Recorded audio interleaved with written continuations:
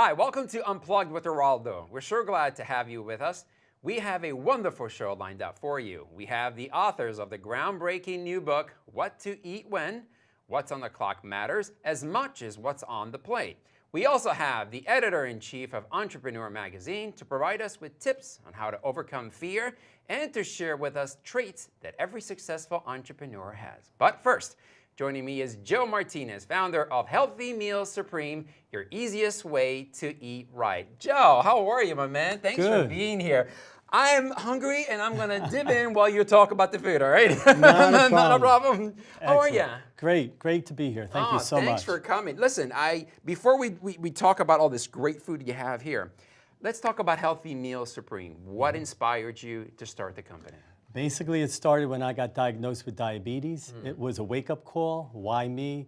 And I knew that I couldn't keep eating 2 chocolate bars at lunch and 2 slices of pizza for dinner and still run around with my own grandchildren someday with my own legs and not being pushed in a wheelchair. Right. I felt like I had no control. I had to get something back, and that was the genesis of Healthy Meals Supreme. And you also started with your brother-in-law, right? Who is he passed not too long ago, so. At the time, he was my executive chef. He helped me create the strategies and the recipes because really this is based on culinary medicine and science fact. So what we do is work one food against the other to have it meet the National Association food guidelines for the different medical conditions, as well as just diet, weight management, fitness, and health. Of course. So there's certain guidelines that you have to follow that what the companies follow, right? Exactly. Exactly. If they want to say that these meals are diabetes friendly, heart friendly, that type of thing. All right, so let's talk about the 2 dishes that you have here. And while you talk about them, maybe I'll throw in another question. Sure. So what do we have over here? So these are 2 of the favorites. The chicken tikka masala. Tikka masala, love the way that sounds. Oh, it's an Indian recipe favorite. Along with peas and the brown rice. And we have sweet and sour veggie meatballs. And there, you really can't even tell the difference that they're vegetarian meatballs and not regular meatballs. Wow, no, you can't. And I'm Italian, so I eat a lot of meatballs, and these look exactly like the meatballs that I would eat, absolutely. Our executive chef, and we also have a certified global master chef on staff. That's right. So they spend a lot of time making this work because it's got to be easy and taste good. Otherwise, you're not going to do it. So what makes your company different than other companies on the market, Joe? Really, we're different in some basic aspects. Low fat, carb control, the same. However, we are culinary medicine principle based. And what we also do is we're all inclusive. We have meal plans for diet, health, fitness, as well as the medical conditions, diabetes, heart, kidney, Alzheimer's, whatever dementia. ailment you basically have, you guys tailor to that, correct? We help people achieve their nutrition goals and guidelines no matter what they are. In fact, and what's really neat is we have a dynamic, real-time nutritional chart. So when you go online and you select a meal plan and customize it, well, I want 2 of those and none of that. This updates in real time. This tells you exactly, right? So you know what you're ordering and what you're going to be getting. Wow. No guesswork. No guesswork. Set and forget. It's all and these are freshly made. I mean, these look amazingly fresh. And that's obviously one of the key, right? Well, it's all freshly prepared, not frozen or freeze-dried. Not frozen, right? I was about to say that, right? And then it just comes to you once a week on a Thursday, and you get a week's worth of meals. Your biggest decision is, do I eat the chicken tikka masala today? Which is a tough decision to make, actually. Or the lobster stuffed squid I was ravioli. about to ask. That is amazing the way it looks. Look, zebra raviolis they look like. It is fantastic. And you have other ones here as well? Beefless strips with broccoli and brown sauce. Our savory Thai curry chicken, protein packed. And then we work one food against another, our Hawaiian luau chicken. So you can see that not additional seasoning, but the pineapple really gives it that tartness and also that sweetness. Wow, so the company is, where is the company based out of? We're based out of Princeton, New Jersey. And we're rolling out in the Northeast region first, in 8 states, in progression of rolling out nationally in the next 12 months. In the next 12, I was going to say, in the next 12 months nationally. Wow. So, and it's very simple. You get the foods, right? You freeze them, right? Or you can put them in a refrigerator? Put them in the refrigerator because obviously you want to eat them during the week. They can be frozen. We haven't tested that, but some people do. And then you just pick what you want to eat that night in the microwave. 1.5 to 3 minutes usually. And you're You done. heat it, eat it, and it's that simple. So what's next for you then? So what's next for you, real quickly? Where do you see the company going now? Well, we're just currently moving into a big new 20,000 square foot commercial kitchen area. Wow. In anticipation of the growth that we're experiencing. And then we'll be opening up a kitchen on the West Coast, the Middle West, and then in the Northwest. Wow. All the best to you. Congratulations. Thank you so much. This is a great idea. Thank you. Appreciate it. Okay, guys, still to come. Many of you may know what to eat, but did you know when you eat can have a major impact on your overall health? After the break, the authors of the best-selling book, What to Eat When, will explain how the clock plays a role in what we eat and how sunlight affects our eating plan. Stay with us.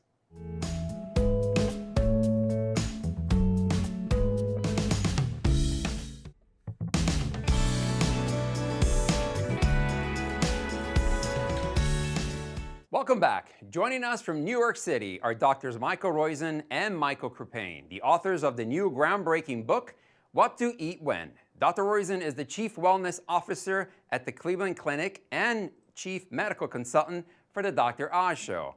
And Dr. Crupain is the Medical Director of the Dr. Oz Show. Thank you both for taking the time to join us. Great to be here, Eraldo. My first question to you guys, you call your approach the no diet diet. What does that mean? Well, diets are all about counting calories, limiting what you can eat, eventually probably not following it and falling off and feeling bad about yourself. And they're about denial, and this isn't about denial. Yeah, this is not really a diet. This is a lifestyle. This is about changing when you eat and eating foods that you love. So the point is that you really can hack your metabolism to maximize your health and weight loss by eating more early, less later. What we call eating with that guy, the sun. So eat only when the sun is up. We're supposed to be up from 7 a.m. to 7 p.m. How does the clock play a role in what we eat? So most of the time we think about what's on our plate and not what's on the clock. But the new science that we've written about in the book is talking about how when we eat is just as important as what we eat. And it all has to do with our circadian rhythm. And our circadian rhythm is our body's clock. And the main job of the circadian rhythm is to get your body ready to do the right thing at the right time. And one of those is eating. And so it sets your metabolism, and your metabolism actually changes throughout the day. So when you align what you eat with when you eat it, you can really maximize weight loss, feel more energy, sleep better, and just overall be more healthy. And in fact, Eraldo, the people who've changed on this tell us the greatest change is two things. One, they feel more energy immediately. And second, within 3 days, they stop being hungry at night and they don't want to snack at night. So the key is eating a bigger breakfast, we call it dinner for breakfast, and eating a smaller, like a salad, for dinner. What are most of us doing wrong that can easily be changed with your approach? What are some of your simplest tricks? Sure, there's a really great JAMA study that came out that talked about the foods that we are not getting enough of. We usually talk about things we're eating too much of. So we're not getting enough nuts and seeds, which are really good for us. Or healthy fats. We're definitely not getting enough whole grains, like pasta, whole grain pastas, whole grain breads. And we're not getting enough lean protein like this salmon. Although salmon's thought of as a fatty food, it really has lean protein for you. And we're definitely not getting enough fruits and vegetables. And when you're eating the Wen way, you can eat as many fruits and vegetables as you want. You get unlimited vegetables. So one of the keys, as I said, is to eat that small salad, but that has a lot of fruits and vegetables and healthy nuts and seeds in it, plus some healthy fat. We use olive oil and balsamic vinegar for the dressing. And of course, as dessert, you can have another healthy fat, chocolate, and some wine. You talk about the 5 foods we probably aren't eating but should be. Can you tell us a little bit more about them? That's right. It's a great dessert, if you will. But for breakfast, you want to have your biggest meal. So you can cook dinner at dinner time, put it in the refrigerator, and have, for example, this whole grain pasta, which is Mike's favorite, or my favorite, the salmon burgers for breakfast. Yeah, I love to cook, so I like to make dinner and then eat it for breakfast, as Mike said. And pasta is one of my favorite foods. And if you cook pasta at night and you let it cool, that starch that's in there that would normally be sugar, it turns into something called resistant starch. And resistant starch acts more like fiber in your body than like sugar, so it's a lot better for you. What does sunlight have to do with your eating plan? The plan basically works by getting you to change gradually over time, because your circadian rhythm needs to have a little time to catch up with you, and your whole body needs to adjust. So as Mike was saying, a lot of people experience think that they're going to be hungry at night, but then when they actually do this, they find they're not hungry. So by changing what you eat a little bit at a time, you adjust. And meaning that you can cook dinner and divide your plate into quarters, and the first night take 1/4 and put it for breakfast. After a couple more nights, you take the second quarter, or you've taken half of the dish and moved it to breakfast. And by doing that gradually, you end up, one, not being hungry, and it really is easy to do. I've done it both ways. The other way, of course, is to do it suddenly. You have to go through 3 days of hunger at night that way, but after you do it, 3 days later, you don't feel hungry at night. And what I think is really great about the plan is we made it 31 days, but you can do it at your own pace. That's sort of our philosophy, is you have to make things work for your life, and you have to love what you're doing and love what you're eating. So if you find that you need a couple more days, that's okay. And the other thing is the circadian rhythm we talked about is set by the sun, as Mike mentioned. And so if you mess up one day, you can always start again the next day when the sun rises again. And how does the 31-day plan of action work? Well, Mike's favorite food is salmon. So salmon for breakfast might sound weird, but remember, we want you to eat your dinner for breakfast, because if you're making your biggest meals of the day, breakfast and lunch, you have to eat real food, not sort of cereal and pastries. We didn't mention snacks, so I have either a roasted chickpea, or my favorite actually is walnuts. And actually, Mike likes them plain, I like them toasted. 9 to 12 minutes at 275 degrees in a toaster oven, and they come out really buttery.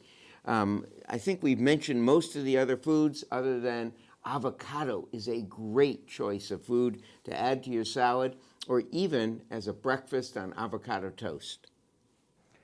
Okay, guys, thank you, doctors, for being on the show. I really appreciate it. Thank you, Eraldo. Still ahead, we have a guest that will touch your heart with her amazing story and her remarkable charity, Sky High for Kids. We will be right back.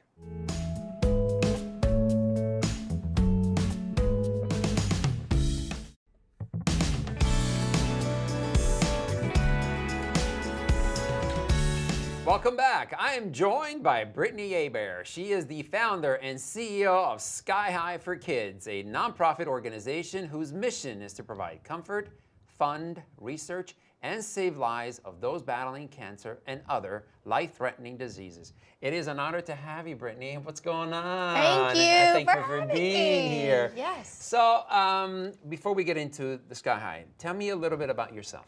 So I grew up in Abbeville, Louisiana. Yeah, I know. You said you went there That's a few times. right, that's right. Yeah, on a very small farm. My family raised crawfish and rice, and we had sheep I and love crawfish, ducks by the and way. pigs. Yeah, and the season's starting now. Is that right? Yeah. So- So grew up on the farm, and graduated from high school and put myself through college. And the senior year of college, my senior year of college, ended up starting a sporting clay tournament with a group of dynamic women. We all worked together at the same restaurant. What is clay? Tell me what a sporting clay is. So it's a clay pigeon, right? Okay. It's a disc, Uh-huh. and they come out from different trap houses or different sporting clay, stations. I get you. And so you shoot. You shoot. Yeah, with a shotgun.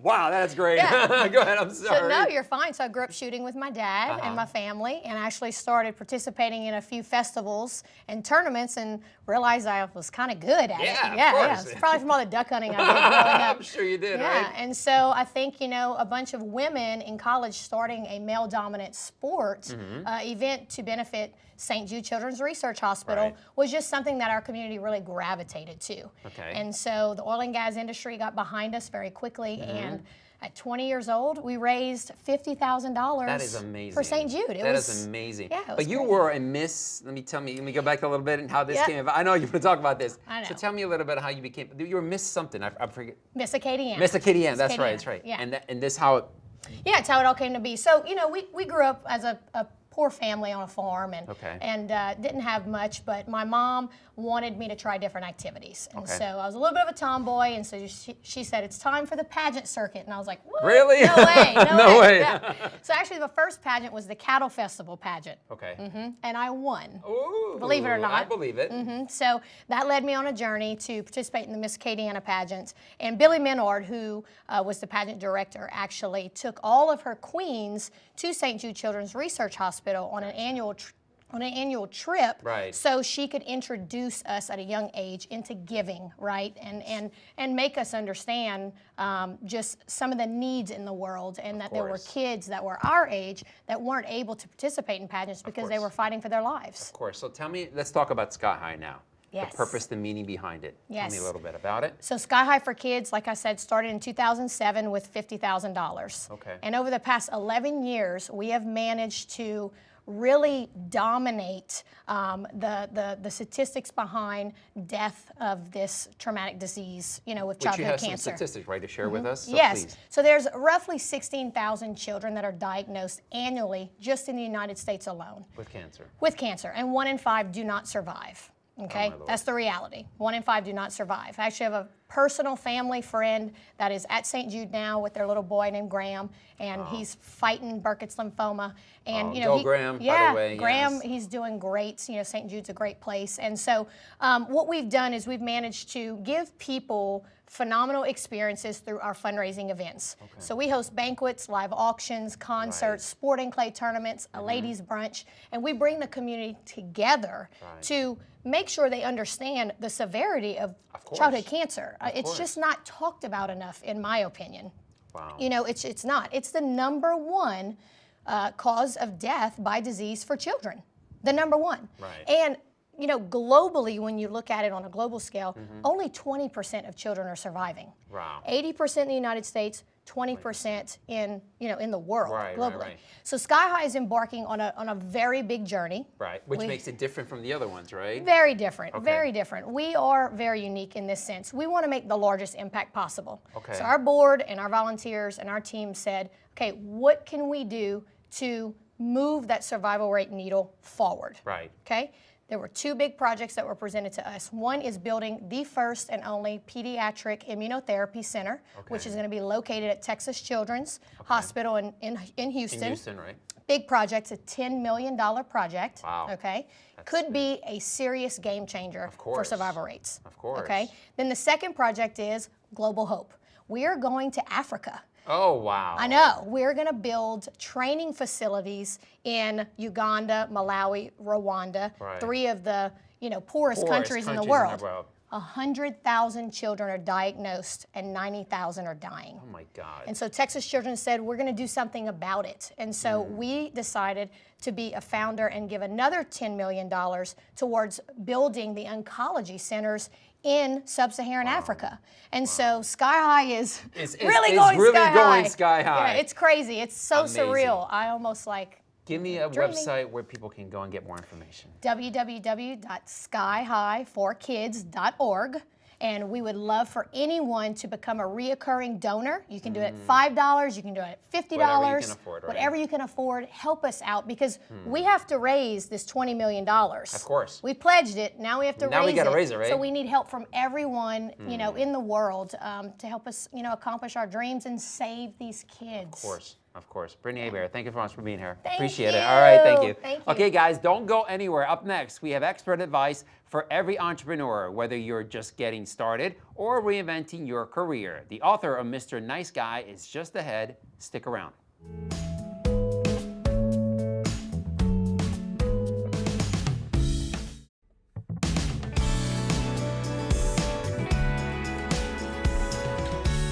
We are back. Joining me via Skype from New York City is Jason Pfeiffer. Jason is the editor-in-chief of Entrepreneur Magazine and host of 2 podcasts, Problem Solvers, Dealing with Unexpected Problems, and Pessimist's Archive, a history of unfounded fears in technology. They both sound very interesting, and he's also the co-author of the novel Mr. Nice Guy.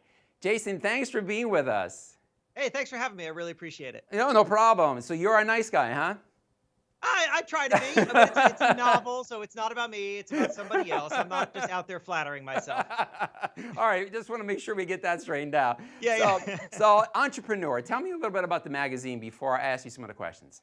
Sure. So I want Entrepreneur Magazine to really be about talking real because entrepreneurship is difficult. You know, a lot of people glamorize it and people sometimes think entrepreneurship is just a way to make money. It is not. It is a lifestyle. It's a badge of honor. It's really about making things happen for yourself. And that is not easy. So we want to tell stories about people who are embracing challenges, who are really going forward with their vision and just blasting through the walls that are in front of them. So if somebody wants to become an entrepreneur, what are some things they should keep in mind? Well, I think the most important thing is that you don't have to be one kind of thing. You know, I define entrepreneurship as someone who makes things happen for themselves, which means that you could be an entrepreneur inside of a large company. You don't necessarily need to own your own business. But I think what you need to do is identify something that you want to build, that you want to take ownership of, whatever that is, and then create that experience for yourself. You need to be constantly embracing change and making change around you. So what tips do you have for someone that wants to become an entrepreneur, Jason? Well, I think the first thing that you need to do is take a look around yourself and say, what things do I need to learn in order to get to where I want to go? You need to identify some kind of goal. It doesn't have to be some hyper-specific thing, but you have to say, I'm interested in this, or I have a vision for that, and I'm missing some certain knowledge or network or whatever it is. You need to have a situational awareness of how you can improve yourself to get to where you want to go. And then the most important thing is to just go do it. I think people sit on the sidelines too much. They analysis paralysis themselves to death. You need to go out and just start going. Build, learn along the way. You will never ever get anywhere if you start at zero. If you start at zero, if you stay at zero, you know. So failure. Now, a lot of people Yeah. are afraid to fail. Is there somewhere that people can turn failure into a positive experience for them, or something they can use to continue with their mission? Oh, absolutely. The thing that I love most about entrepreneurs is that they are always talking about their failures because they understand that failure is part of the process. I always like to think of failure as data. You are not failing, you're putting something out into the world and you're seeing how it worked and you're understanding why it didn't. And then you can take that information back and grow because of it. You know, everything that you do along your journey informs the next step. And so failure to me is really just a learning experience. And if you can see it that way, then you won't be stopped by it. In fact, you'll be motivated by it. Yeah. And also, it requires a lot of research, right? Also on your part as well. Yeah. For you, for example, I know you're the editor-in-chief of Entrepreneur Magazine. So were there anybody that you looked up to as far as an idol? Yeah. You know, I mean, along the way, a million people, you know, we talk a lot about mentorship and entrepreneurship. And I think that something that people may misunderstand is that they think of mentor and they think of it as like a job that they have to fill, like they're out trying to find a mentor. I literally will get emails from random people saying, will you be my mentor? It doesn't work that way. Instead, what I always suggest to people is that you look around yourself and you find people who you know, who you've worked with, who you might just be able to reach out to and ask a specific question. You assemble a broad network of mentors. These are people who you might just check in with a couple times a year, people who you develop relationships with, who never think of themselves as a mentor to you. They just think of themselves as someone who's invested in your success and you're invested in theirs. Right. So I've always been building that network, and it's changed along the way because you need different people for different times and different tasks. But that's how you build a great mentorship network. It's people who don't ever think of themselves as mentors. Okay, 2 quick questions. First of all, key traits that an entrepreneur should have or they must possess in order to succeed. What are they? Oh, embrace change. People who are just stuck in one way of thinking will always, always fall behind. I love this phrase that Reid Hoffman, the co-founder of LinkedIn, uses. He calls it permanent beta. That's the mindset that he says entrepreneurs need to be in, that they are always, always a product in revision. And the website where people can get information about your book, real quickly. Oh, yeah. Oh, thanks. So jasonpfeiffer.com is where you can go for everything. My newsletter, my podcasts, my book, that's the place to go. And I'd love to hear from people, and I always respond. Oh, Jason, thank you so much for being on the show. We appreciate it. Hey, thank you. I really appreciate it. You're welcome. Take care. Okay, guys, thanks again to all my guests for being here today, and thanks to all of you at home for watching. Make sure you tune in next time for another wonderful show. Also, join me on social media at Eraldo Meglara so our conversations can continue and know what topics and guests you would like to see here on Unplugged with Eraldo. Take care. The preceding was sponsored by Fitness Training by Eraldo Incorporated. Promotional consideration is paid for by